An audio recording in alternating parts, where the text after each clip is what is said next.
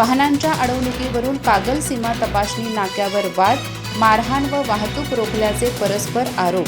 घटनेनंतर कागलमध्ये तणावपूर्ण वातावरण। कागल येथे पुणे बंगळूर राष्ट्रीय महामार्गावरील सीमा तपासणी नाक्यावर वाहनांच्या हालचालीवरून वाद निर्माण होऊन शहरात तणावपूर्ण वातावरण निर्माण झाले।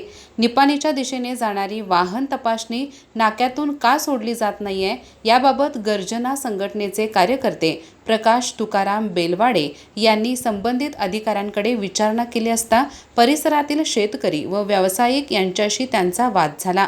प्रकाश तुकाराम बेलवाडे यांनी आपल्यावर काही मुश्रीफ समर्थकांकडून मारहाण झाल्याचा आरोप केला आहे। या प्रकरणामुळे काही काळ परिसरात गोंधळाचे वातावरण निर्माण झाले। दुसरीकडे स्थानिक शेतकरी व व्यावसायिकांनी बेलवाडे यांनी संतप्त होत महामार्गावर बॅरिकेडिंग करून वाहतूक रोखल्याचा आरोप केला आहे। या घटनेमुळे महामार्गावरील वाहतूक काही काळ विस्कळीत झाली। वाहनांच्या लांबच लांब रांगा लागल्याने प्रवाशांना त्रास सहन करावा लागला, तर स्थानिक व्यावसायिक व शेतकऱ्यांनाही फटका बसल्याचे सांगण्यात आले। घटनेची माहिती मिळताच कागल पोलिसांनी घटनास्थळी धाव घेत परिस्थिती नियंत्रणात आणली।